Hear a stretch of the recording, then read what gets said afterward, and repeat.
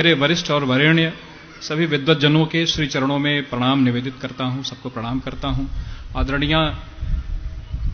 को भी प्रणाम करता हूं, उनके प्रति अपनी श्रद्धा निवेदित करता हूं। यहां पर संस्कृति विभाग से जुड़े जो लोग हैं, आदरणीय लोकुश द्विवेदी जी का, आदरणीय यादव जी का, जिन लोगों ने जो हम लोगों की व्यवस्थाओं में भाग ले रहे हैं, उनको भी मंच से उनका अभिनंदन करता हूं। आदरणीय जो हमारी प्रतापगढ़ जनपद की हैं, उनका भी अभिनंदन वंदन करता हूं। और यहां पर उपस्थित जो श्रोता समुदाय हैं, उनको भी भगवान की नगरी से आके उनको सबको प्रणाम करता हूं। क्योंकि हम सब, हो सकता है कि कोई भौतिक तौर पर आपको कोई उपहार न दे सके,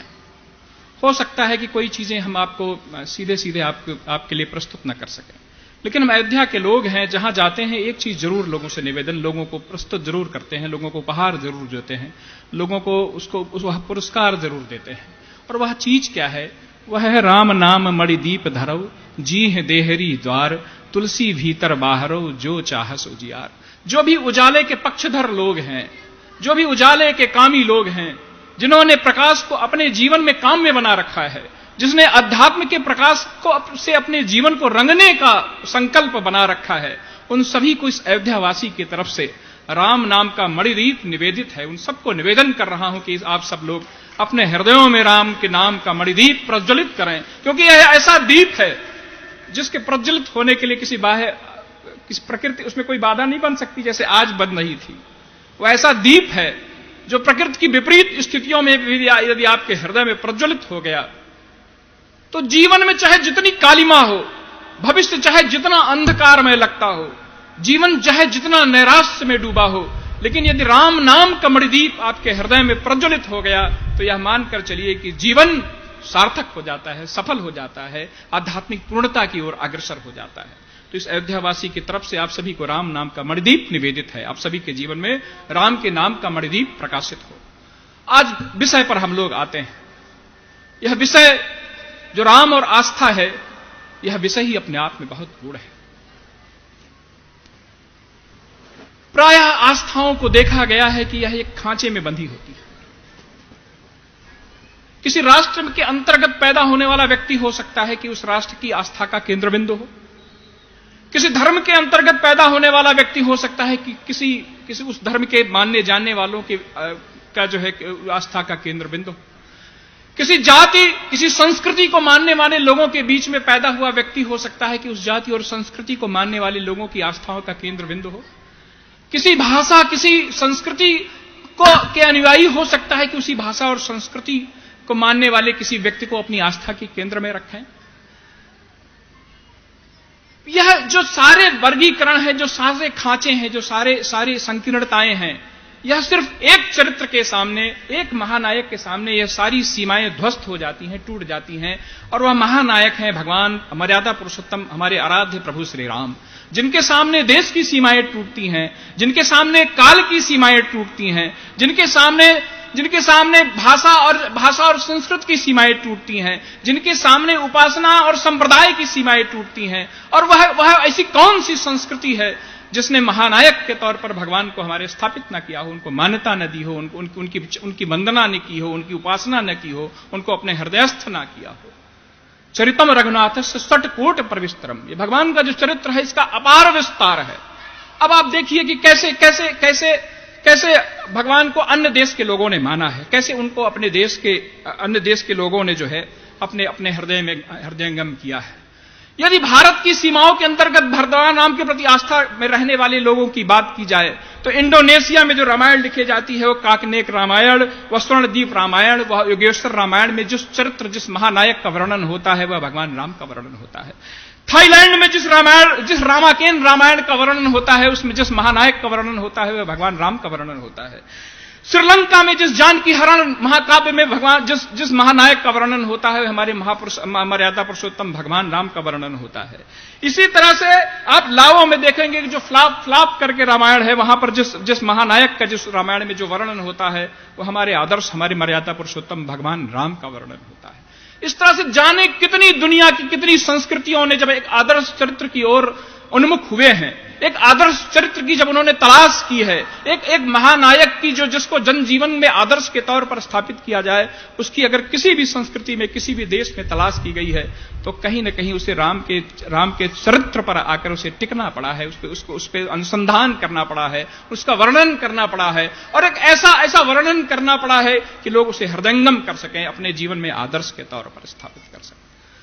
अगर हम अपने भारत में विभिन्न भाषा बोलने वालों की बात करें, भारत में इसके प्रचार प्रसार की बात करें, तो क्या सिर्फ हिंदी भाषी क्षेत्र में ही राम की उपासना और राम के प्रति आस्था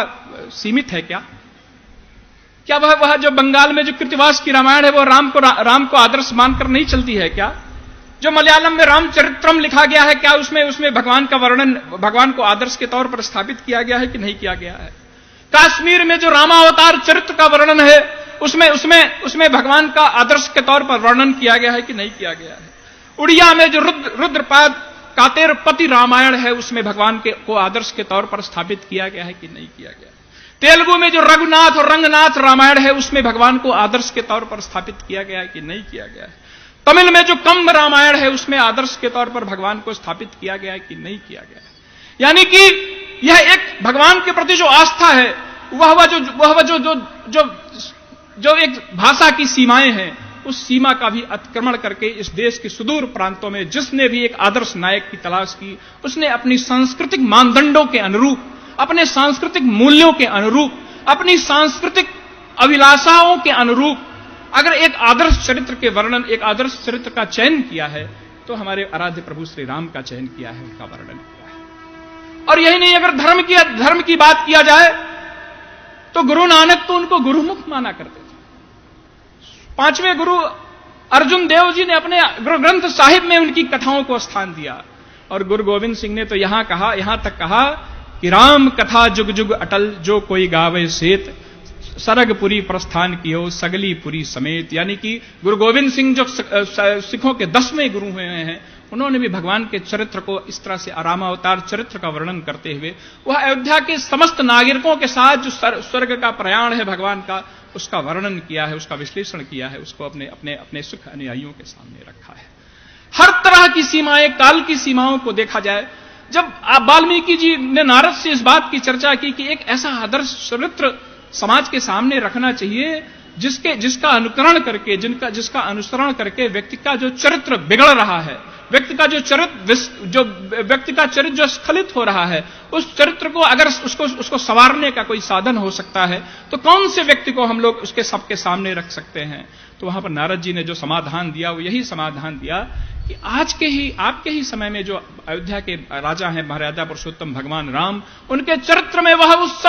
सभी समस्त विशेषताएं हैं जिनको हम अगर एक महाकाव्य के तौर पर आप प्रस्तुत करेंगे तो लोग उनका अनुकरण करके अपने चरित्रगत आई हुई विशेषता, अपनी दुर्बलताओं को दूर कर सकने में सक्षम होंगे। और रामचरितमानस के रचयिता जब अपने 60 मना को दुरुस्त करने को जब उनके सामने चुनौती आई, तुलसीदास जी के समक्ष जो सबसे बड़ी चुनौती थी वो उनके 60 मन को सुधारने की चुनौती थी। और तुलसीदास जी के सामने जब अपने 60 मन को दुरुस्त करने की जब चुनौती आई तो उन्होंने भक्ति भाव से हृदय भरे गदगद हृदय से मानस की रचना की, मानस जैसे ग्रंथ को हम सभी को प्रदान किया। और आज का मानव जब उसको सूर्यकांत त्रिपाठी, महाप्राण सूर्यकांत त्रिपाठी निराला के तौर पर दृढ़ आराधन से 2 उत्तर देने की कहीं कोई चुनौती आई तो उसने राम की शक्ति पूजा में होगी जय हे पुरुषोत्तम नवीन यह कहकर महाशक्ति हुई राम में लीन। यह जब भी मनुष्यता संघर्ष के लिए किसी आदर्श की तरफ देखती है, वह काल की सीमाओं का अतिक्रमण करके कहीं न कहीं हमारे मर्यादा पुरुषोत्तम भगवान के राम की ओर वह उन्मुख होती है, वह प्रस्तुत होती है, वह देखती है उनकी तरफ और अपने संघर्षों के लिए ऊर्जा प्राप्त करती है, अपने संघर्षों के लिए नई ऊर्जा प्राप्त करके फिर से संघर्षों में रत होती है। और रामचरितमानस में के 4 सूत्रधार हैं। अगर हम लोग भगवान के चरित्र को सिर्फ प्राणी मात्र के लिए माने, मनुष्य मात्र के लिए माने, तो वो सीमा का भी अतिक्रमण भगवान राम करते हैं।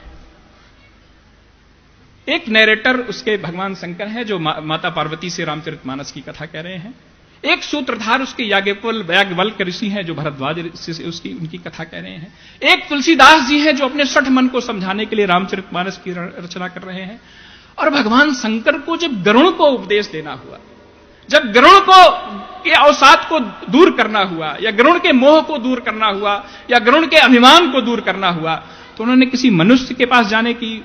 उनको परामर्श नहीं दिया। भगवान शंकर ने जो गरुड़ को परामर्श दिया, वह परामर्श दिया कि खग जाने खगही की भाषा, और गरुड़ को यह परामर्श दिया कि तुम काकभूषुंडी के पास जाओ, और जहां पर राम कथा का जब श्रवण करोगे तो आपके मन में यह जो विकार विषाद आ गए हैं अब स्वयं दूर हो जाएंगे। यानी कि राम कथा का जो प्रभाव है वह मनुष्य मात्र में नहीं है, प्राणी मात्र में है। मनुष्यों की छोड़ दीजिए, जब गरुड़ का भी अवसाद दूर करना हुआ तो उसे काग की शरण में जाना हुआ, काकभूषुंडी की शरण में जाना हुआ, और उनकी शरण में जाकर उनका उद्धार हुआ। यानी कि जो जाति और संस्कृति की सीमाएं हैं, जो देश की सीमाएं हैं, जो भूगोल की सीमाएं हैं, जो काल की सीमाएं हैं, इन सभी का सीमाओं का अतिक्रमण हमारे राम के प्रति जो आस्था है, हमारे राम के प्रति जो लोगों का जो विश्वास है वह करती है, सदैव से करती रहेगी। और आने वाले समय में जब भी मनुष्यता अनुप्राणित होगी, किसी आदर्श चरित्र के तरफ उस उन्मुख होगी, तो उसे राम की शरण में, राम की आस्था में उसे आना ही पड़ेगा। और हुआ क्यों ऐसा? आखिर इस लोकप्रियता के पीछे, इस सर्वांगीणता के पीछे, इस व्यापकता के पीछे कोई न कोई वजह रही होगी। अनायास ये सारी चीजें नहीं हुई है। उसके पीछे वजह यह रही है कि जिनका संकल्प यही रहा है कि जिन्हें परम प्रिय खिन्न रहे हैं, मंदऊ सीताराम पद जिन्हें परम प्रिय खिन्न, यानी कि जिन्होंने यह तय कर रखा है कि मुझे प्रिय तो सभी हैं, प्राणी मात्र प्रिय हैं, मनुष्य मात्र प्रिय हैं, लेकिन सर्वाधिक प्रिय कोई है जो जहां कष्ट है, जहां दुख है, जहां पीड़ा है, जहां पर एक असहाय दृष्टि किसी आश्रय की, किसी संरक्षण की तलाश में है, जहां पर जहां मानवता पीड़ित है और अपनी पीड़ा को दूर करने के लिए किसी आश्रय का, किसी संरक्षण का, किसी उम्मीद की किरण का आश्रय ढूंढ रही है। अगर ऐसी कहीं कोई आश्रय ढूंढेगा तो भगवान राम यह रामचरितमानस में इस बात की उद्घोषणा करते हैं कि मुझे सर्वाधिक प्रिय यदि कोई है तो वह जो खिन्न है, जो पीड़ित है, जो दुखी हैं, जो दारिद्र्य हैं, जो कष्ट में हैं, उनकी पीड़ा दूर करने का यह मेरा वचन है। और वह हो कैसे ना हो, क्योंकि जो व्यक्ति जिसे कल को युवराज बनाया जाना था, उसे सुबह ये कहा गया कि आपको वनवास जाना है, और प्रसन्नताम न गताभिषेकता न मामले वनवास तुक्ता, जिसका मुखमंडल एक क्षण के लिए भी वनवास, एक क्षण के लिए भी बन जाने के नाम पर मलिन नहीं हुआ, और एक क्षण के लिए भी अयोध्या जैसी महान नगरी का युवराज बनने के लिए जिसके मुखमंडल पर एक क्षण की प्रसन्नता नहीं आई। ऐसे दुख और सुख में समान समन्वय करने वाला व्यक्ति किस संस्कृति को अपने आदर्श के तौर पर प्रिय नहीं होगा। और हम साधारण लोग छोटी छोटी चीजों में परेशान हो जाते हैं, छोटी छोटी चीजों में परेशान हो जाते हैं, छोटी छोटी चीजों में दुखी हो जाते हैं। कभी दैव को दोष देंगे, कभी समय को दोष देंगे, कभी काल को दोष देंगे, कभी अपने भाग्य को दोष देंगे। और भगवान की वानगी देखिए, जब भगवान जंगल जा रहे हैं, वाल्मीकि ऋषि ने पूछा कि आप यहां पे कैसे? तो उन्होंने कहा कि तात बचन पुण्य मात हित भाई भरत असराऊ, मोको दरस तुम्हार प्रभु सब मम पुण्य प्रभाव। मेरे पिता का वचन है और उसी में मेरी माता का हित है, और इन सब से बढ़कर मेरा भाई जो भरत है वह राजा बनने जा रहा है, और इन सब से ऊपर जो मेरा पुण्योदय हुआ है वो यह पुण्य हुआ है कि हे वाल्मीकि ऋषि, मुझे आपके दर्शन हो रहे हैं, मुझे आपसे मिलने का अवसर प्राप्त हो रहा है।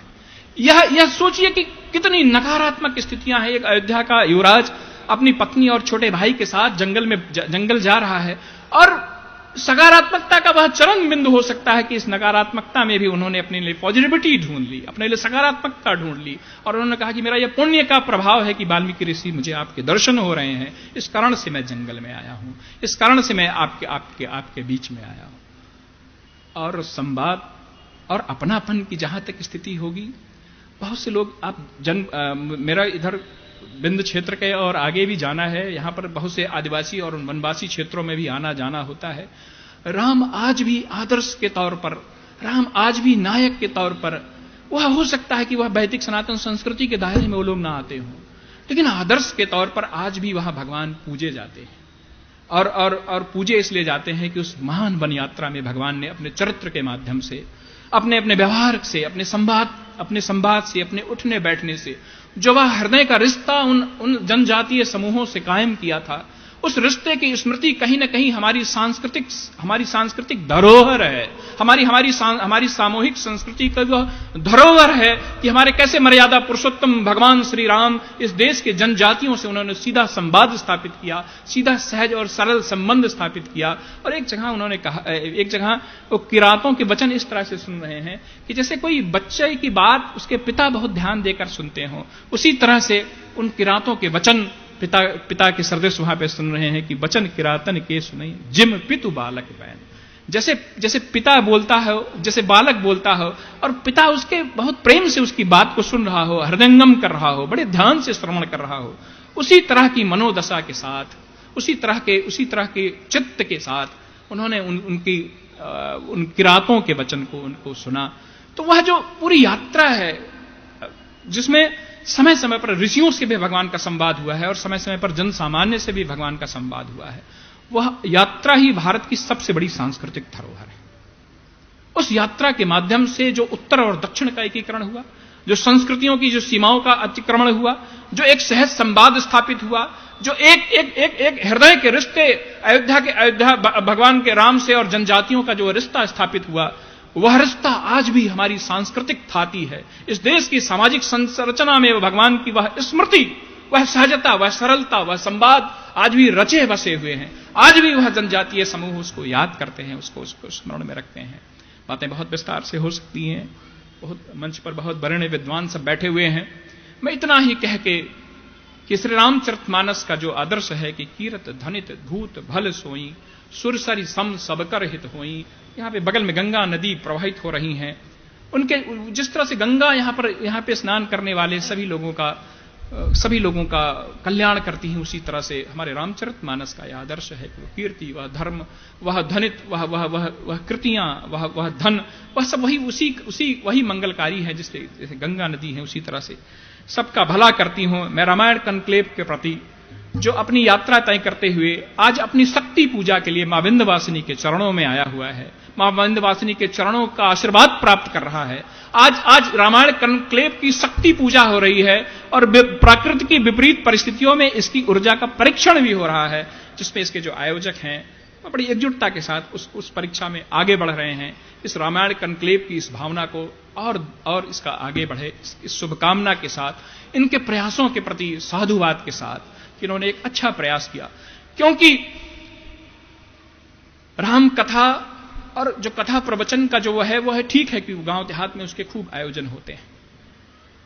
लेकिन अब जन संवाद की आवश्यकता है।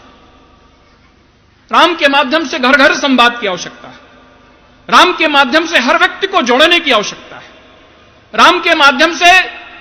हर हृदयों को त्राण देने की आवश्यकता है, उसको स्पर्श करने की आवश्यकता है। रामायण कनक्लेव कहीं न कहीं उस दिशा में उठाया गया एक सकारात्मक कदम है। मैं इनके प्रयासों के प्रति बहुत बहुत भूर साधुवाद व्यक्त करते हुए और बस विंध्य के वासियों के बारे में जो कवितावली में एक बात कही गई, वही बात कहकर अपनी बात कहकर खत्म करता हूं कि विंध्य के वासी उदासी तपी व्रति भारी महाबिन नारी दुखारी। जो विंध्य के वासी थे वह तपस्वी थे, उदासी थे, लेकिन बिना नारी के दुखी थे सब।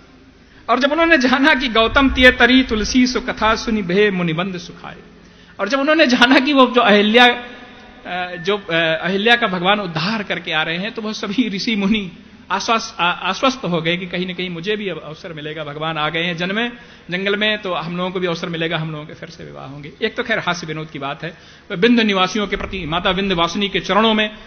प्रणाम करते हुए अपनी वाणी को विराम देता हूं कि इस रामायण कनक्लेव को शक्ति मिले, ऊर्जा मिले, और यह रामायण कनक्लेव की जो भावना है यह जन जन तक प्रसारित हो। इन्हीं सब बातों के साथ अपनी वाणी को विराम देता हूं। जय श्री सीताराम।